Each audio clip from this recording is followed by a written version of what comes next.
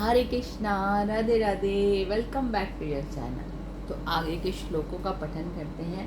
अर्जुनो अवाच स्थित प्रज्ञस्य का भाषा समाधि सत्सव केशव स्थिति की प्रवशेत किमासीत व्रजेत किम। अर्जुन बोले, हे केशव, समाधि में स्थित परमात्मा को प्राप्त हुए स्थिर बुद्धि पुरुष का क्या लक्षण है। वह स्थिर बुद्धि पुरुष कैसे बोलता है, कैसे बैठता है और कैसे चलता है। तो अर्जुनवाद, इसमें अर्जुन जी ने ठाकुर जी से पूछा है, मतलब कि हमारी तरफ से। आपको बताया ना, अर्जुन जी को तो जरूरत ही नहीं है, वो तो नर का रूप भगवान ही है। तो उन्होंने हमारी तरफ से ठाकुर जी से पूछा है कि जो समाधि में स्थित परमात्मा को प्राप्त हो जाते हैं पुरुष, जो ठाकुर जी की प्राप्ति कर लेते हैं, वो स्थिर बुद्धि आपको पीछे बताया था ना, जिनकी कांस्टेंट बुद्धि होती है, सब दुख सुख में सब बुद्धि होती है, उनके लक्षण क्या है, कि हम उनको कैसे पहचाने कि वो स्थिर बुद्धि पुरुष हैं। स्थिर बुद्धि के क्या लक्षण है, वह स्थिर बुद्धि पुरुष कैसे बोलता है। जिसकी सम बुद्धि हो गई, स्थिर हो गई है, वो पुरुष बोलता कैसे है, वो कैसे बैठता है और कैसे चलता है, ये उनकी जो स्थितियाँ होती हैं वो किस प्रकार की होती हैं। तो हम कैसे जानेंगे कि ये स्थिर बुद्धि पुरुष है। वे अर्जुन जी ठाकुर जी से पूछ रहे हैं। श्री भगवान उवाच, और भगवान जी उत्तर दे रहे हैं। प्रजाहाति यदा कामनस्य सर्वना पार्थ मनोगतान आत्मा ने हत्यानाम तृष्टाम स्थित प्रज्ञस्तदेतोच्यते। श्री भगवान बोले, हे अर्जुन, जिस काल में यह पुरुष मन में स्थित संपूर्ण कामनाओं को बलि भांति त्याग देता है और आत्मा से आत्मा में ही संतुष्ट रहता है, उस काल में वह स्थित प्रज्ञ कहा जाता है। अब इसमें हमारे ठाकुर जी जो हमें जवाब दे रहे हैं कि अर्जुन जी के माध्यम से, कि जिस काल में पुरुष मन में स्थित संपूर्ण कामनाओं को बलि भांति त्याग देता है। देखो, ये तो जो हम नॉर्मल इंसान जिंदगी जी रहे हैं, इनके लिए ये तो बहुत ही डिफिकल्ट है कि वो मन में अपनी समस्त कामनाओं को त्याग दे भली भांति।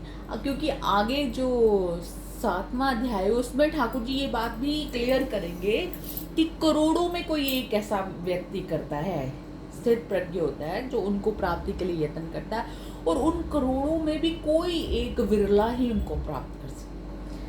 तो ये जो है ठाकुर जी ने कहा गया, संपूर्ण कामनाओं का बलि भांति त्याग कर देता है। तो इनके कहने का मतलब ये है कि जो कामनाओं का फल है, इसमें ये नहीं कहा गया कि जो हम कर्तव्य कर्म हमारे हैं हम उनका त्याग करते हैं। ऐसे तो बंदा कहेगा कि हम गृहस्थ में रह ही नहीं सकते, चलो छोड़ो, अपने बच्चों को क्या पालना है, इनके लिए पैसा क्यों कमाना है, इनके खाने की व्यवस्था क्यों करनी है, अच्छा घर क्यों लेना है, ये सब कुछ छोड़ के जंगल में चले जाते हैं। तो ठाकुर जी ने ऐसा नहीं कहा कि ऐसा करना है आपको। उन्होंने कहा कि जो आपकी संपूर्ण जो कामनाएं हैं उनका भली भांति त्याग, मतलब कि जो हमारी इच्छाएं हैं उनके फल का त्याग कर देना है, उनको हमने नहीं रखना है, और आत्मा से आत्मा में संतुष्ट रहता है। आत्मा से आत्मा में, कि जैसे कुछ हम लोग कहते हैं ना, कैसा मस्त मौला इंसान है, ये अपने आप में ही रहता है, इसको किसी के साथ कोई मतलब नहीं है। जैसे भरत जी का चरित्र था, तो उसको उस काल में वह स्थित प्रज्ञ कहा जाता है। तो स्थित प्रज्ञ मतलब कि अपने आप में ही संतुष्ट है।